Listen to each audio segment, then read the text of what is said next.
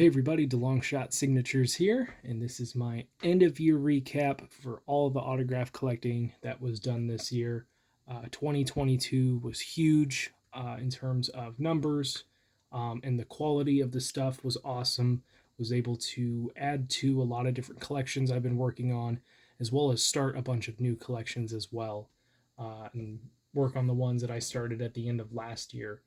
So in total, we'll go by the numbers real quick, breaking it down. For through the mail autographs, I had 1,424 returns this year for 3,122 autographs. So a majority of everything that I added this year was through the mail. Bunch of stuff sent out, bunch of stuff never returned, but the stuff that did, quite a bit of it did, and a bunch of quality as well. For those of you that have been following me, here on YouTube and on Instagram, you've seen a bunch of big names, a bunch of names you've probably never even heard of. I've been trying to collect a whole bunch of different stuff, but you guys have been super awesome about supporting that and looking into these people and adding them to your own collections. I've been doing a lot of my own research, so it's cool to see some other people be able to benefit from that as well. Sticking with the TTMs, on average, it took 64.7 days, although a lot of stuff came back really quickly. 7 days, 14 days, all within a couple weeks. And other stuff took a very, very long time. So the quickest return that I had this year was 5 days from former IndyCar driver Derek Daly. He is, of course, the dad of Connor Daly. And that makes sense. He only lives like an hour from where I live. So he got the letter, signed it, turned it right back around, and came back pretty quick. The longest return that I had that I have recorded, as far as send date and return date, was 1,691 days from Austin Dillon. I had gotten a few other returns from him over the year, but there was one that I had sent out to RCR quite a while ago. He finally got around to it and signed those cards. And the longest return that I believe that I had, I don't have a send date. I couldn't find one on any of the websites I've been tracking on. Was former NFL quarterback Trent Green. That was sent sometime in either 2014 or 2015, more likely 2015.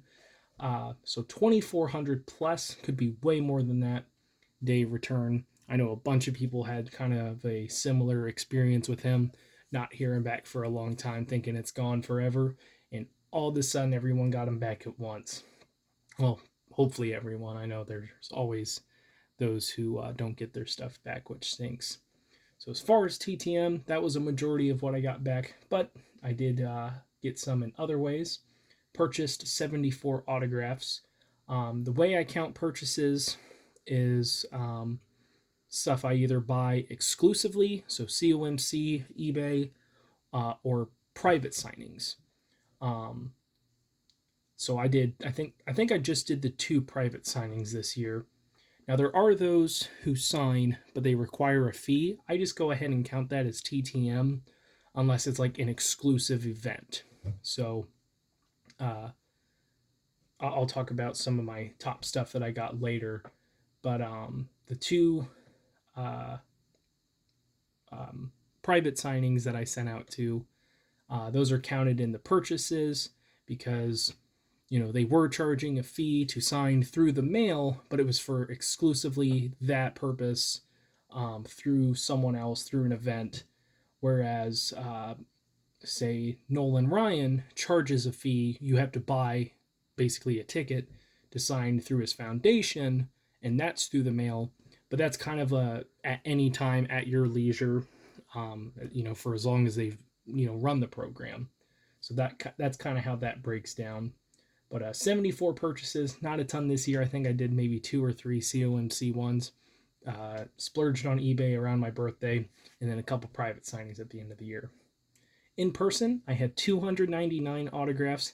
Technically 300 if you include the fact that Krista Baldwin signed my book, and not the photo the first time. I did ask her to sign the photo. I'm not going to rip that page out and count that as an autograph. I don't really have any reason to save it. But 299 autographs with not going to very many events this year is pretty impressive. The biggest one was obviously the Indy 500 when I went for several days. Got to meet the drivers a bunch of times. Could have gotten more signatures, but I ended up skipping on the last few days. And but I got to meet each of the drivers at least once, as well as several legends, and got a whole bunch of autographs there. Did the NHRA US Nationals as well. I know for next year not to go on Thursday or Friday. Just not going to get very many signatures on those days, but I'll try and I think I might go Friday next year. I'm not 100% sure. Um, and then I think I went to one Indians game, which was a very poor graphing experience. I think it was only 3 or 4 autographs. It was still something, just not as good as I was hoping for it to be. Gifts, that is stuff that I receive um, either from you guys. I had Caleb from Caleb's Cards do his Caleb Claus at the end of the year. He sent some goodies. Brandon Stebbins, he sent some stuff for my 90 Donruss set he had extras of. So big shout out to those two guys for being longtime friends and supporters of the channel and hobby, as well as stuff that can be received from people I've TTM'd to before. So Kyle Bonsignor, a modified tour racer, sent me an extra hero card well after my TTM request to him, so that counted as a gift. I think Rod Delmonico, I think that's his name, sent me signed 8x10 a few days after my request to him came back. And then there was Lou Bernardi, I think was his name, baseball coach for a Division III school. I think he's the pitching coach. They contacted me on Instagram and got that sent to me. So that's what that counts. And then pulled is anything that I pull from a box, or if I purchase a spot in a break for boxes online. I don't think I did any of that this year, and I only bought a few boxes. Card prices have gotten ridiculous, and the return on it. And I'm not really someone that cares about the resale value of stuff, but when you're just getting a bunch of junk autos or a bunch of junk cards and you're spending $200, $300, $400 on it, that's just not worth it to me. I'm not in it for the money or for the future investment for most of the case, at least in the short term. uh, so just spending that kind of money is not worth it to me. I'd rather focus on buying singles off of COMC or just trying them TTM. If I don't get it back, that's $1 lost versus dropping $400 to get back or to pull a crappy card or something. I did get some good pulls. Bryce Young for the upcoming NFL draft pulled Aiden Hutchinson's autograph. Michael Mayer of Notre Dame. So I did get some good pulls in there. 3 of 12 right there. That's 25% were decent pulls. But it just wasn't. It's just not what it used to be in terms of that. So that's the stats. I've already talked 8 minutes. Way too long about that. But I do want to talk about some of the top stuff that I added to the collection this year. So I'm going to start off with the top 5 purchases that I made. And this is for one reason or another, just my favorite stuff that I bought. Some honorable mentions include Ray Guy, Hall of Fame punter who recently passed away. Purchased his autograph. Bullet for My Valentine, I purchased a signed CD of theirs off of Newberry Collectibles. Grew up listening to them. Wasn't a big fan of some of their newer stuff, but that album that I bought of theirs is really good. John Wooden, I was really tempted to put him at 5. It was a tie between these two, but I'll explain why later. Chuck Knox, Hall of Fame football coach. Pretty sure that one's real. Hopefully it is. And, I'll let you guys know if I ever get that authenticated, how that turns out. And Ric Flair through a private signing. But number 5 for me of my purchases this year is the late Hall of Fame college basketball coach, Pat Summitt. I was really torn between getting her or putting her or John Wooden at number 5. But the reason I went with Pat Summitt is because I knew of her name before I even started really getting back into collecting autographs again. I obviously heard about it when she passed away, but I had heard her name growing up several times before, and I didn't care about sports growing up too much. Maybe football and a little bit of hockey, but outside of that, wasn't really in my interest throughout most of elementary and middle school. just dropped something. Sorry if you saw my head during that. But Pat Summitt was a name that kept popping up, and I really didn't know about John Wooden until recently, more in the past, 4 or 5 years. So I went ahead and put Pat Summitt at 5. Next one is one of my more expensive purchases of the year, Augie Garrido. He passed away a few years ago, but I started collecting started my college baseball collection last year for the coaches, and there's very few of them that have autographs out there, let alone authenticated ones. It's just not a very big market.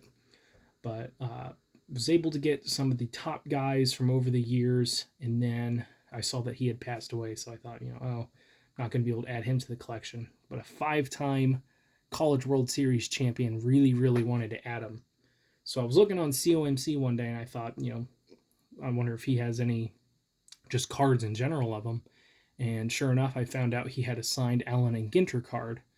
And there wasn't any available on COMC, but I look on eBay, and finally one pops up. It was pretty expensive. I think it was about $120, somewhere around there.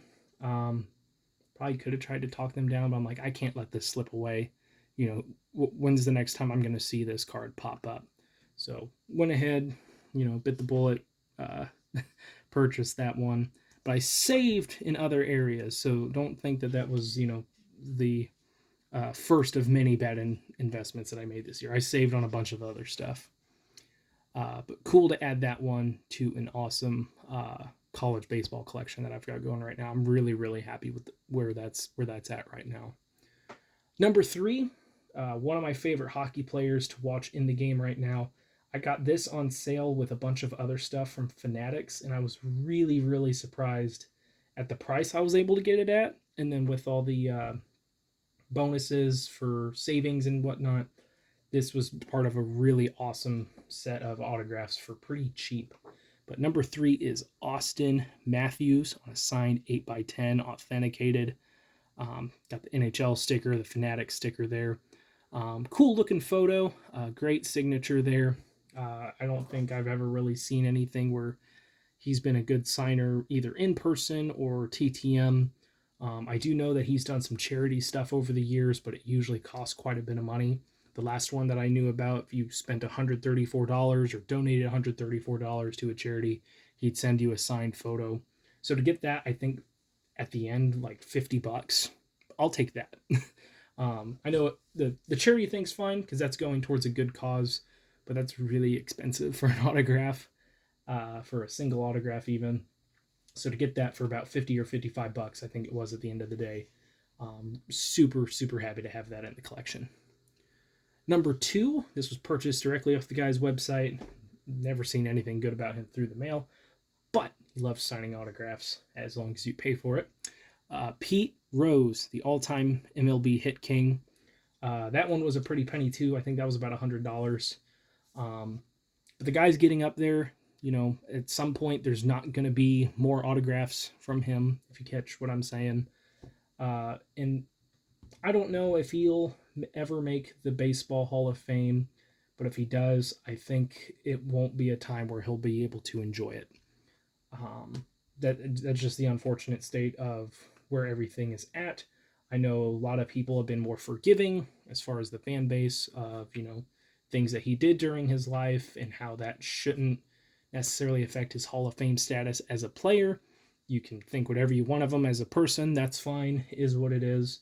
But as a player, one of the greatest, but obviously the greatest hitter of all time, should be in the Hall along with a bunch of other guys that maybe made some stupid decisions during their lives, maybe weren't the greatest of people, but that shouldn't 100% have an effect their standing as a Hall of Fame player.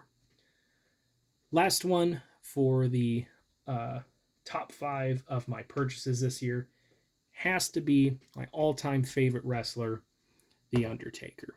Now, the photo didn't turn out as good as I would have hoped with the autograph. A little bit of a dying silver, but still pretty decent. Got it authenticated. Looks way better than the photo I was going to get signed, that's for sure. But favorite wrestler growing up, Just so many awesome memories watching him. I think I got to see him live once at the one event that I went to. I think I cried during that. I was like a 9 or 10 year old kid just bawling my eyes out. It's the Undertaker. But ended his career recently, and legendary 30 years as a wrestler. Everything that he did and the persona he had, and just all of it was awesome. So to be able to get him, I missed an autograph session of his private signing several years ago, where it would have been a lot cheaper to get him. That was a $200 investment, but I limited those so that I could really pick and choose the ones that I really, really wanted to get. So that is it for the purchases. Next one is going to be the in-person stuff that I got. I think I have everything here. Yeah, a couple of them are in a book. So again, I didn't get to do a bunch of in-person autographs this year like I would have liked to. And for the ones that I did, I already had a lot of these guys in my collection. Guys and girls. I need to be better about that. But I already have a lot of these people in my collection because I just went to a couple of events. So there's not anything like too surprising. There are a couple of new names. Two of them, or three of them, made the list. But it was really hard to choose a top five. So I had to go more for what was more of an exciting event and what it meant to my collection to be able to get them.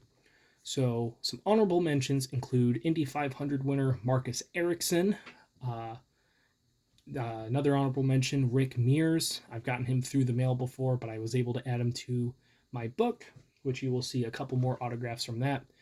And Miguel Yajare, I think is how it's pronounced. He was the one trading card I was able to get signed in person this year at the Indy Indians game. So I'll give him a little shout out. But number 5 was at the NHRA US Nationals. I have never been able to get this guy's autograph, whether it's been in person or through the mail. So to be able to add him on a custom photo was pretty awesome. We got Jerry Savoy. So the reason why it's cool that I was able to add him to the collection this year is that he is a former Pro Stock Motorcycle champion, and he is one of the few living ones that I had missing in my collection. So trying to get him over the years in person never worked out, but he was there. I don't remember if I got that at the autograph session for the Pro Stock drivers or at his pit, but either way, was very, very happy to finally add him to my NHRA collection. Number 4, this is a guy that I've gotten through the mail many a times, but he stopped signing through the mail several years ago, and he did a signing around the weekend at the Brickyard. They don't call it the Brickyard anymore for the race because they don't race around the oval.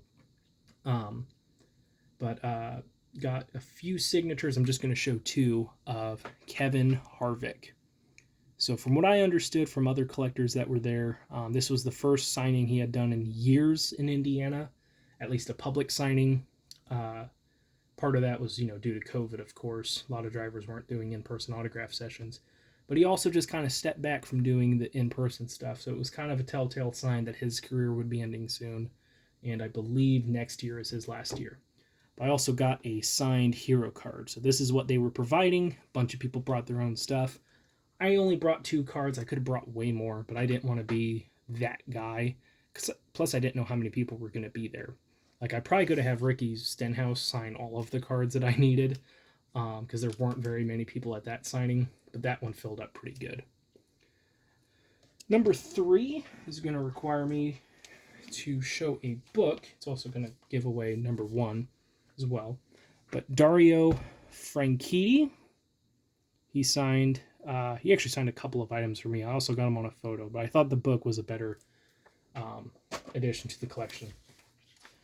But he won, 2 Indy 500s, 2 or 3, and was a series champion as well in IndyCar.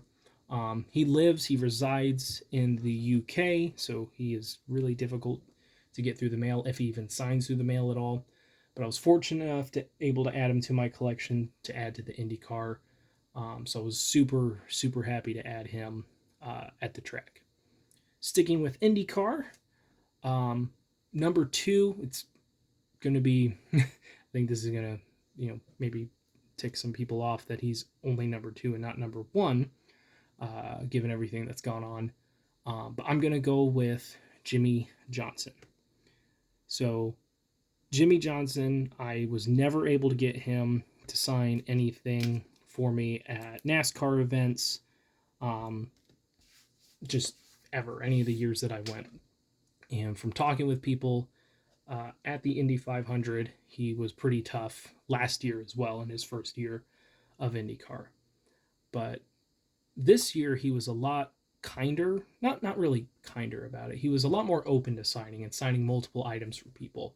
And he wasn't trying to rush out of a bunch of situations unless he like had to go drive the car or something or had a meeting to go to. But he was a lot more out and about and signed a bunch.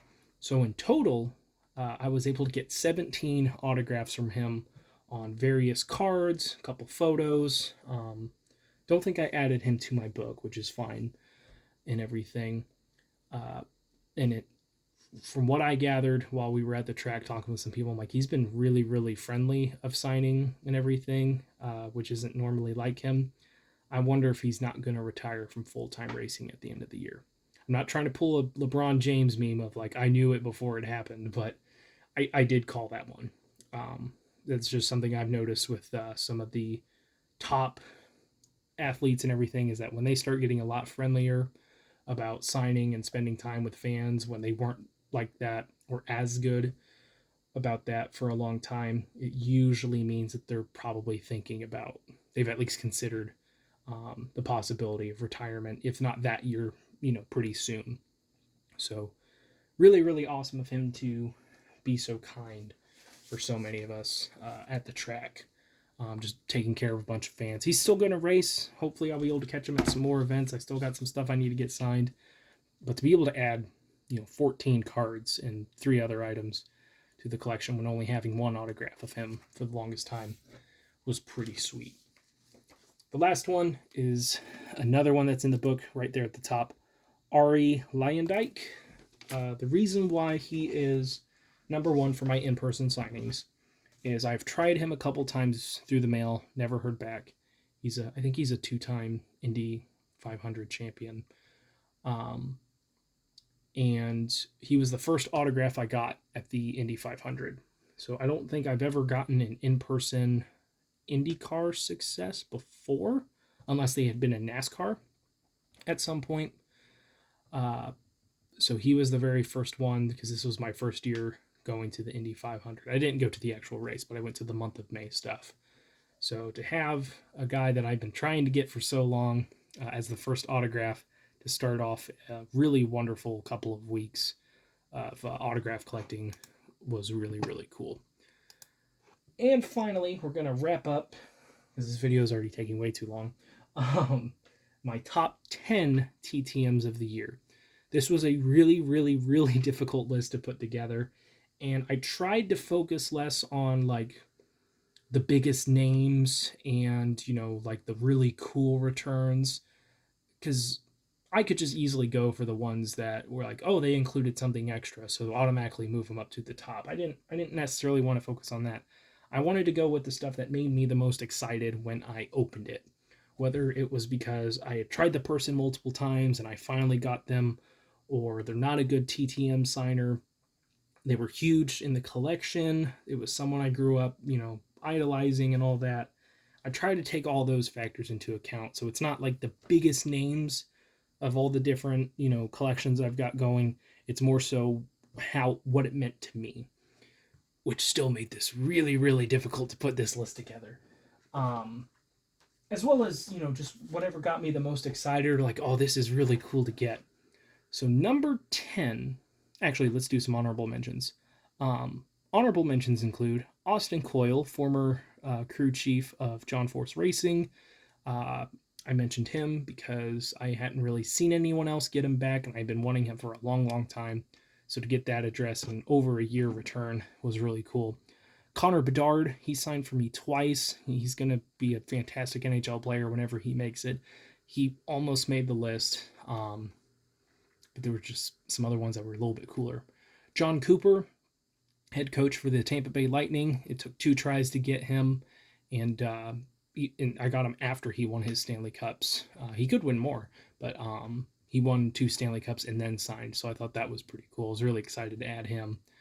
Roy Williams, basketball Hall of Fame coach.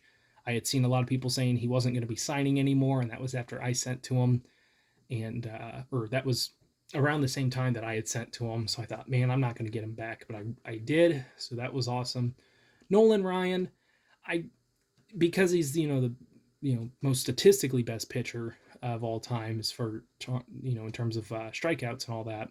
I wanted to include him, but because it's like a paid one and I didn't watch him growing up, I didn't include him. Muffet McGraw, that was another college basketball name I knew growing up, even though I didn't follow women's basketball at all at the time. Kirk Ferentz, Iowa football head coach. I didn't think he signed. Everything I saw said he didn't sign, but he signed for me. Ryan Stonehouse, rookie punter for the Titans. I knew when I sent to him he was already doing really well. He's on pace to break some records for punting in the NFL. And the last honorable mention, Tom Osborne, Hall of Fame coach for Nebraska for a long time. I figured he would sign. It just needed a donate. I just needed to send a donation because the address I sent to worked before. Just a bunch of people stopped sending to him, and I was really glad to kind of restart that train. I've seen quite a few people get him back since.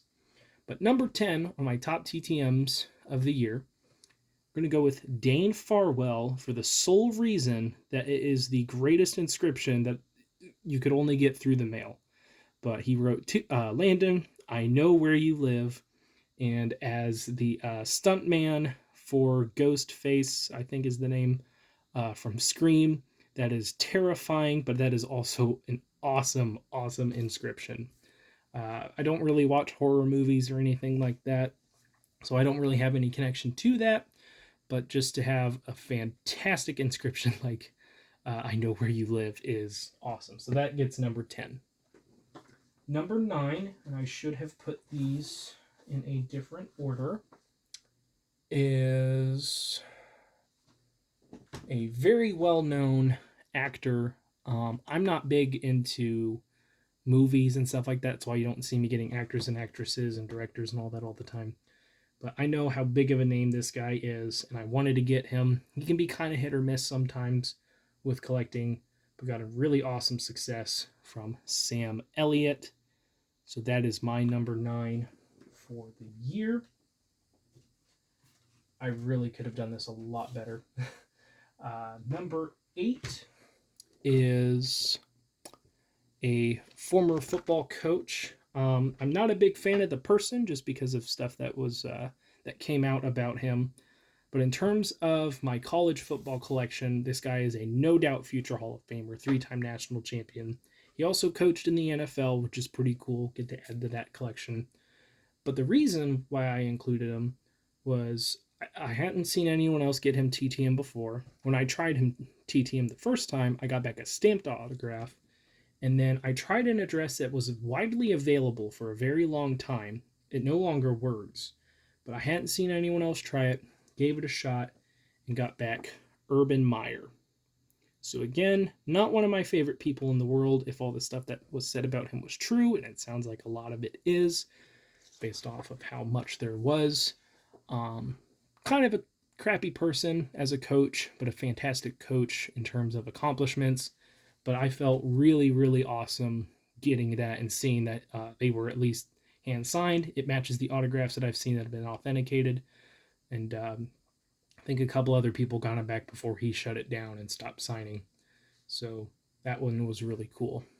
Sticking with college football for number 7, I've gotten back a bunch of great college football players this year. But one that really stuck with me is from, of course, the school that I went to. That's going to stick out. But just the circumstances of what had happened to him recently, and still going out and playing ball and giving his best. Aiden O'Connell, quarterback for Purdue. I got this back shortly after it was announced that he had lost his brother, and he would play in the Big Ten championship game. They lost that, I don't think he's going to play in the bowl game if that they have scheduled. Um, that was just really surprising on the timing of it, and really wanted to see him succeed. Hopefully, if he, I think he's declared for the draft. Hopefully, he does get drafted. He had a pretty solid career in college. Might not be enough, but we'll see how that works out. But just given the timing of it and the surprise, that one was a pretty cool one to get this year. This next one, um, number 6. Not a huge surprise just because this guy is a good signer, but I really wanted to get him for my astronaut collection. It's not Buzz Aldrin, although if I did get him, he'd definitely be a top 3. But he's one of the Apollo mission, few living from the Apollo missions, one of the oldest living astronauts still alive. And I don't know why I waited so long to finally get him, but Walter Cunningham signed an 8x10 for me. I still don't know exactly what the inscription says, just because the silver, so streaky and the dots and everything overlap. And he kind of wrote it in cursive, and I'm already kind of bad at reading cursive. But really awesome to add that to the astronaut collection, which I didn't do a ton of this year, but I definitely wanted to add him, so I'm glad that I did. Number 5, I could have gone with any of 2 names because they both kind of did the same for me when I got them, but I believe I got her first, and she's so far had the better career. But that doesn't mean anything for future. But number 5 is going to be former Kentucky basketball player and current WNBA player Ryan Howard. It's a little hard to see there. I'm pretty sure she was the first women's college basketball player that I got back, and she was considered to be, a potential top pick. The other one that I was considering was Nalissa Smith, who ended up going 2nd overall. Ryan Howard went 1st, and Nalissa got drafted by the Indiana Fever, so a little bit pull in that direction. But Ryan Howard was the first one that I got back. She's a fantastic player to watch. She went 1st overall in the draft, and she won Rookie of the Year. So, shout out to both of those players for being so kind to sign and for getting a good start to their career so far. But I had to put at least one of them, and I didn't want to put both and, kick someone else off the spot. But really, really happy to get that. And I've been able to get, I think, 3 more women's basketball players that should go in the draft this year. So they started a good start to that collection. Number 4 is technically a TTM return because I sent to him TTM, but this one was delivered back in person. This is number 4, Marty Reed.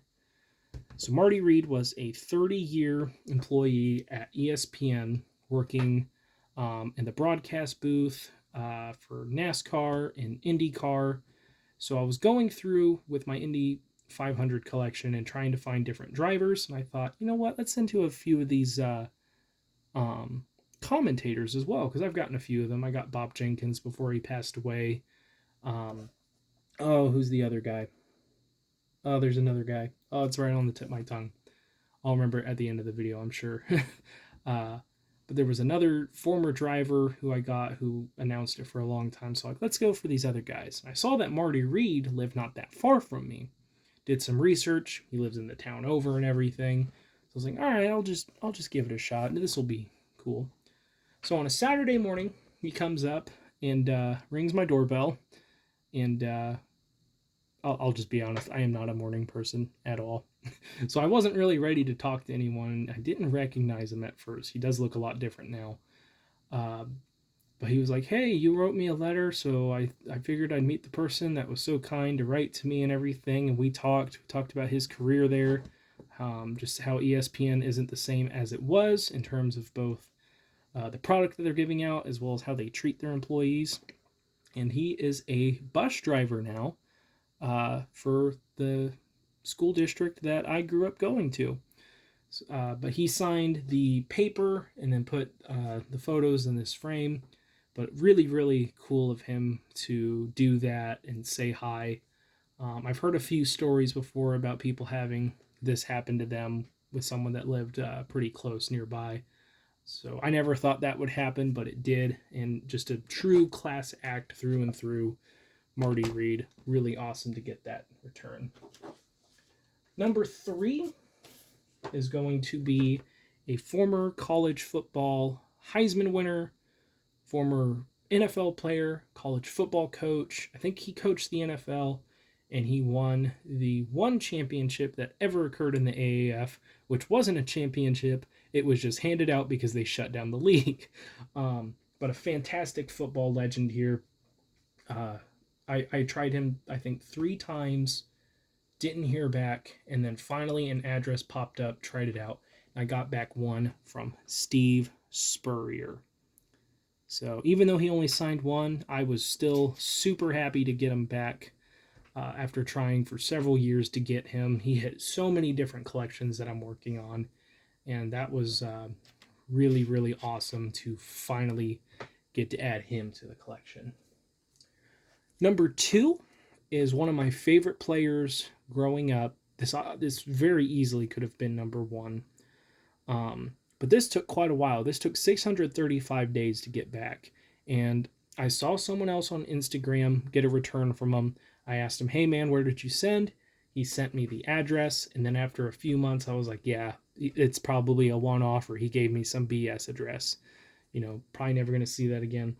And with a whole bunch of other people, I got mine back too. He only signed one for me. I don't know why he didn't sign the Denver Broncos card, but still super happy to add Champ Bailey on a 2000 Pacific.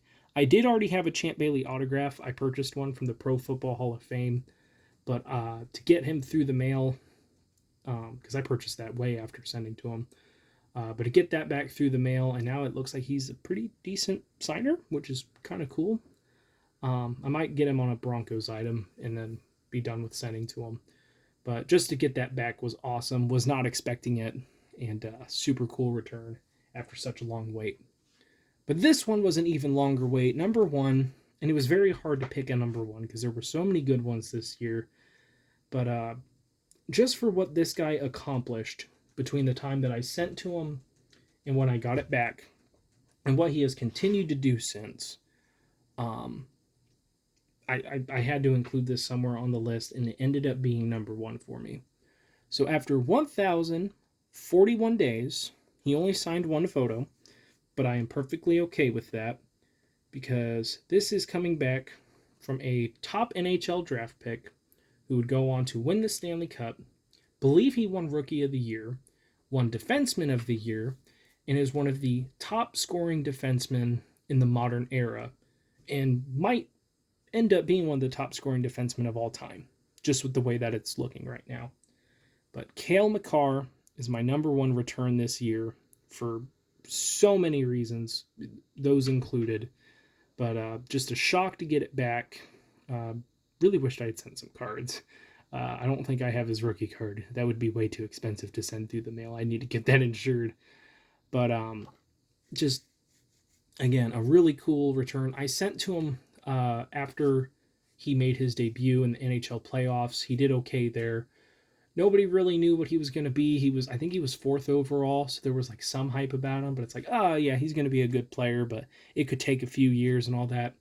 This guy has dominated in the NHL since making his debut. And I sent to him right after. I sent to him and Dante Fabro. I've gotten Fabro a couple times, so I'm like, these guys are going to be something. And Cale Makar has. Just a fantastic hockey player, very fun to watch. And being with the Colorado Avalanche, they haven't been the best team in terms of fan mail over the years, but to get him back, it's just freaking sweet. I'm sorry, I had to say it, but just really, really cool. And there's a whole bunch of other returns I obviously could have included on this list, or even in the honorable mentions. You're probably thinking of some right now. Why didn't you include this guy? It's hard to remember 1,400 returns, and I even scrolled through my Instagram to try and like pop through like, okay, which ones did I get this year? Which ones didn't I? Which ones have I forgotten about?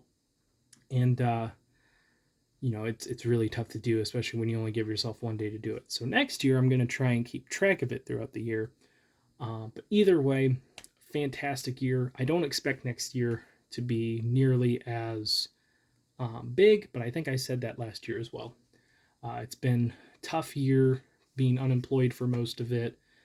Worked at Amazon for a month. That didn't work out, but I started a new job in November, and it's close. It's not a bad job. I mean, it's work, but I don't hate it, which is really nice. It should be the bare minimum, but I don't hate it. Uh, so that's been really nice to get back to that. I have less time for TTMs, of course, but I had more than enough time this year to get and send out a whole bunch of stuff and waste a bunch of money on that because most of those are not going to come back. But for the stuff that did, it was awesome. And there's some other stuff that happened this year that made it really difficult. But it's been cool to share the good parts of it with you guys, with all the different collecting and different stuff I got to do, all the cool responses, and getting to interact with you guys and everything. So hopefully 2023 is better in terms of the stuff that you guys don't see, everything like that. It's gotten a little bit better over the past couple weeks. Things are starting to look up again. But as far as collecting, I don't expect it to be as fruitful, but hopefully the quality stays up. I'm still trying to send out to a bunch of names that you guys haven't ever heard of before, but you need to, and collect some other names that you have heard of and never knew signed. Let me know what your guys' favorite stuff of this year was, if you have any. Let me know what you think of my lists and how terrible that they are, and why 1 should be 10 and 10 should be 1 for whatever reason. But no, I appreciate you guys following, all the people that comment and have subscribed and watched the videos, like the videos. Watching your guys' stuff has been awesome. There's been a bunch of great collectors that have continued on their legacies, and a bunch of new people. It does think there have been a lot of people that have jumped out of the hobby, or at least sharing it on YouTube and other platforms. But the community is still alive and well, which is good to see. And best of luck to you guys in 2023. But thank you for watching. If you watched all the way through, you need a hobby, which is good. I have a hobby I can recommend to you. No, if you watched all the way through, that really means a lot. I know there's going to be a lot of recap videos out there, and this one might not be as interesting as the other ones, but hopefully you guys enjoyed. Thank you guys for watching. Take care.